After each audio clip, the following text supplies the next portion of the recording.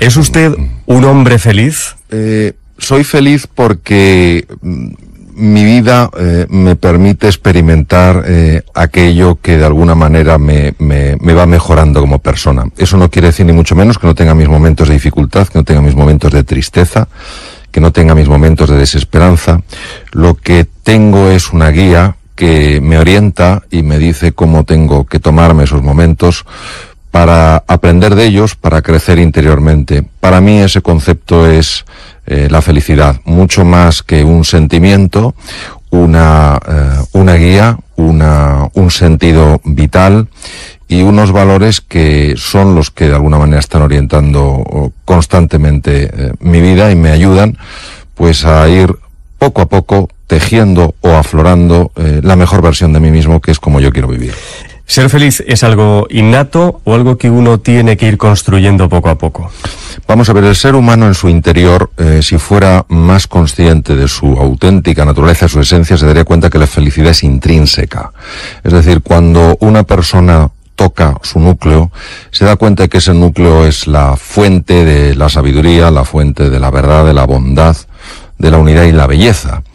Lo que pasa es que el conocimiento que tenemos de nosotros mismos es tan pobre que a mí me recuerda a esas piedras que se llaman geodas, que por fuera pues son muy feas, no jamás llamarían la atención, pero cuando se rompen, cuando se penetra en su interior, tienen una estructura cristalina absolutamente impactante.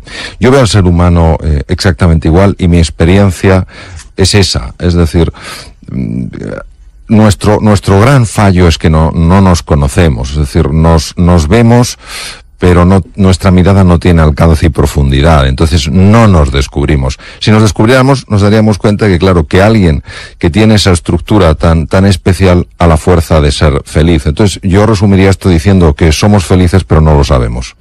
Pero tal y como están las cosas y con los prejuicios que tenemos más o menos todos, para ser feliz hay que tener agallas. Sí, las agallas, la valentía me parece un elemento indispensable. El propio Winston Churchill, que le tocó vivir una época especialmente dura en la batalla de Inglaterra durante la Segunda Guerra Mundial, decía que la valentía es la virtud más importante porque de ellas deriva el resto. Y a mí sí que me gustaría mucho aquí definir el concepto de valentía. La valentía no es una emoción, la valentía es una decisión. Yo puedo tener muchísimo miedo como emoción y sin embargo decidir ser valiente. O puedo tener mucho miedo y decidir ser cobarde. Por tanto, al ser una decisión, al ser una actitud ante la vida, pues esto tiene una enorme resonancia con lo que es la libertad de la persona. Es decir, cómo yo quiero ser en este momento. ¿Tengo miedo? Naturalmente que sí. ¿Qué decido hacer? ¿Decido que mi emoción de miedo me pare a la hora de defender aquello que es valioso, que me pare a la hora de buscar nuevas oportunidades en la vida? Si decido que sí, es sencillamente por eso, porque la decisión que he tomado es no ser valiente, pero no porque la emoción necesariamente me esté empujando a ser cobarde.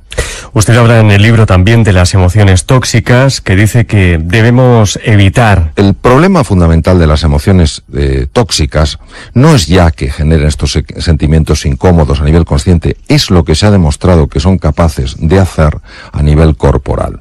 A nivel cerebral, por poner un ejemplo, y hablo literalmente, no intento exagerar las cosas, sino que son fundamentos muy sólidamente ya demostrados. A nivel cerebral, los estados tóxicos, es decir, cuando esa emoción, la desesperanza, la sensación de impotencia, la culpa, la vergüenza, se extienden ampliamente en el tiempo, se sabe que matan neuronas cerebrales. ¿Cómo es posible que una emoción mate neuronas cerebrales? Pues se explica muy fácilmente. Una emoción es un cambio corporal, y ese cambio corporal implica cambios en los neurotransmisores, es decir, las hormonas intracerebrales, cambios en la química de la sangre, y hay cambios en estos neurotransmisores, hay cambios en la química de la sangre que son muy, muy dañinos para las neuronas, sobre todo para las neuronas de la región del hipocampo relacionadas con la memoria y el aprendizaje. En segundo lugar, pues hay estructuras tremendamente sensibles a las emociones tóxicas, tremendamente sensibles, como todo el sistema de defensa contra bacterias, contra virus y tumores, el sistema inmunológico de una excepcional complejidad casi, no tanto, pero casi tan complejo como el sistema nervioso central y que tiene receptores en su membrana, es decir, puertas de entrada en el interior de esas células. Algunas de las moléculas que se liberan en la sangre cuando tenemos estos estados emocionales tóxicos, al entrar en contacto con esta especie de cerraduras de la célula, producen cambios muy negativos y llegan a inhibir el funcionamiento de estas células. Por eso, por ejemplo, una persona que está pues luchando contra un tumor, lo peor que puede pasar es que esa persona caiga en la desesperanza, caiga en la sensación de impotencia, porque entonces se empieza a liberar una de estas hormonas que se llama el cortisol, y verdaderamente es que esto se sabe, además se sabe hace tiempo, la capacidad de estas células de hacer frente al tumor se reduce considerablemente. Entonces, el tema de las emociones tóxicas no debemos tomárnoslo de una forma ligera. Es decir, una cosa es tener momentos de desesperanza, momentos de impotencia, momentos de tristeza, momentos de culpa, de vergüenza. Yo creo que es muy consustancial con el ser humano. Y otra cosa es vivir ahí. Vivir en la desesperanza, vivir en la culpa, vivir en la ira, vivir en el resentimiento. Esto es muy, muy, muy nocivo. Cuando se habla de las emociones, cuando se habla de los sentimientos, a veces se habla en un tono, para mí, muy superficial. ¿Qué pasa? Que yo quiero conocer cuál es el fundamento físico de las cosas, no porque crea que todo es físico, no porque crea que todo se explica desde las moléculas o las estructuras corporales, sino porque creo que la biología es una parte muy importante, es una dimensión fundamental de nuestra vida. Entonces, este conocimiento de dónde se origina el miedo, en qué centros cerebrales, por qué se origina, da mucha luz a la hora de saber cómo se gestiona. Por eso, precisamente en el cociente Agallas, una de las cosas en las que hago más énfasis es en explicar los estados afectivos del cerebro, de dónde surgen y cómo se puede gestionar. ¿Estoy diciendo en el libro que sea fácil? No. Estoy diciendo en el libro que es posible, pero ¿cómo vas a poder gestionar algo que no entiendes ni siquiera cómo funciona? Si tú lo conoces, puedes comprender y entonces puedes gestionarlo y puedes superarte. Ese es el objetivo. Por eso, para mí, la ciencia siempre tendrá en mi vida un papel absolutamente esencial. Sí es cierto que hay personas más resistentes a los golpes de la vida que otras. ¿A qué se debe eso? Ha habido desde hace mucho tiempo el típico debate, que es el debate eterno, ¿no? De se nace, se hace, se entrena, etcétera. Y un poco como diciendo, bueno, la persona se moldea por completo, o la persona nace hecha, y por eso me gusta tanto la frase de Ortega, no somos un participio, somos un gerundio. No fantástica, fantástica. Exacto, es maravilloso, sí. No estamos hechos del todo, sino que los vamos haciendo. Vamos a ver. Hoy se sabe, porque se pueden utilizar tecnologías muy sofisticadas en niños muy pequeñitos, por ejemplo, poniéndoles unas gorritas que tienen electrodos y que por tanto pueden detectar la actividad cerebral, utilizando en niños un poquito más mayores cámaras de resonancia funcional magnética que no tienen radiación, que son campos magnéticos, y que una vez que el niño se ha acostumbrado a ese entorno, y para ello hay máquinas que son exactamente igual, pero no funcionan, pero hacen que el niño por lo menos se adapte a la máquina, y cuando se le pasa a la máquina auténtica no nota diferencia. Es que claro, el funcionamiento de la máquina auténtica es carísimo, entonces claro, no se puede dar uno el lujo de que el niño se adapte en la máquina auténtica, porque eso son horas que es una fortuna lo que vale. Entonces se ha podido ver que hay niños que nacen ya con una predisposición clara a ser más optimistas en la vida, y hay niños que nacen con una predisposición clara a ser más pesimistas en la vida. Esto no debería sorprendernos, porque cualquier persona que tenga hijos o sobrinos y les ha llevado a una fiesta con otros niños se habrá dado cuenta de que algunos niños muy pequeñitos enseguida están explorando, jugando y relacionándose, y otros niños que se quedan pegados al padre, pegados a la madre, en un rincón, etcétera. Esto, ¿qué quiere decir? ¿Quiere decir que venimos determinados por naturaleza? En absoluto. Quiere decir que venimos por naturaleza con una inclinación, con una tendencia a ver el vaso medio lleno o medio vacío. ¿Por qué digo que es una tendencia? Porque hoy, gracias al conocimiento de la neuroplasticidad, es decir, de la transformación cerebral, y sobre todo lo que significa la fuerza del carácter, por eso el título, el cociente Agallas, se sabe cuando una persona está ilusionada, cuando una persona conoce estos procesos, cuando una persona está verdaderamente comprometida con entrenarse, le puede dar la vuelta a su personalidad como un calcetín. Es decir, una persona que nació con una tendencia a ver la parte oscura, negativa de la vida, empieza a ver el lado positivo. Claro, ver el lado positivo no quiere decir no ver la dificultad, quiere decir fijarse más en la oportunidad. Mientras que personas que nacen con la tendencia a ver el lado positivo, si se duermen en los laureles, si piensan que como ya han nacido con eso, pues está todo hecho, pueden ir perdiendo esa capacidad de ver el lado positivo, contaminándose a veces por la toxicidad que hay en el entorno, porque muchas veces, sobre todo en situaciones complicadas como la actual, donde la mayor parte de las conversaciones lamentablemente son de tono negativo, que es el tipo de contrario que tendríamos que tener, se van contaminando si no hacen un trabajo, porque se fían demasiado con lo que nacieron. Entonces, al final, es verdad que hay personas que nacen con una lotería, les ha tocado la lotería, han nacido con una capacidad, sobre todo, de ver el lado luminoso de la vida, y hay otros que han nacido con un desafío. Pero esto es como todo en la vida. Unos nacemos con unas cosas, otros nacemos con otras, y al final depende mucho, no solo de ese temperamento con el que has nacido, sino de cómo tú, utilizando tu inteligencia y utilizando la fuerza de tu voluntad libre, vas moldeándote a ti mismo. Es decir, vivimos pensando que deberíamos tener una vida mejor, pero no hacemos nada para remediarlo. Sí, vamos a ver. Tenemos una inclinación, en general, por supuesto no se puede explicar a todo el mundo, en general tenemos una tendencia, una inclinación a fijarnos más en lo que no tenemos que en lo que tenemos, en lo que no hemos alcanzado que en todo lo que hemos conseguido, en lo que está mal de la vida y no todas las cosas que están bien. Damos por supuesto tantas cosas y solo nos damos cuenta de su valor cuando lo perdemos. Es decir, yo qué sé, vas perfectamente por la calle, un día te da un tirón y te das cuenta de que te tienes que ir moviendo como puedes. Y esto es una cura de humildad. Entonces, una cosa es ser conscientes de que los límites que nos ponemos muchas veces son límites absolutamente falsos, que nos limitan, que nos encogen, que nos empequeñecen.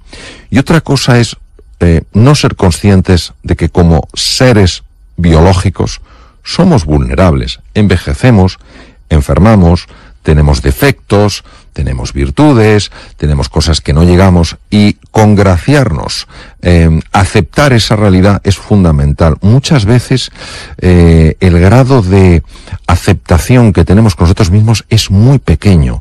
Nos apoyamos muy poco en los fracasos, toleramos muy mal nuestras imperfecciones. Y en el fondo, esto es un camino absolutamente equivocado, al menos desde mi experiencia. Cuando uno se acepta totalmente, decir, pues bueno, a mí se me da muy bien, digamos, una determinada cosa y otra se me da mal. Bueno, yo tengo unas cosas buenas y otras cosas no tan buenas, me acepto en mi totalidad y a partir de ahí voy a empezar a superarme. Uno no se supera si se está constantemente criticando o criticando a los demás.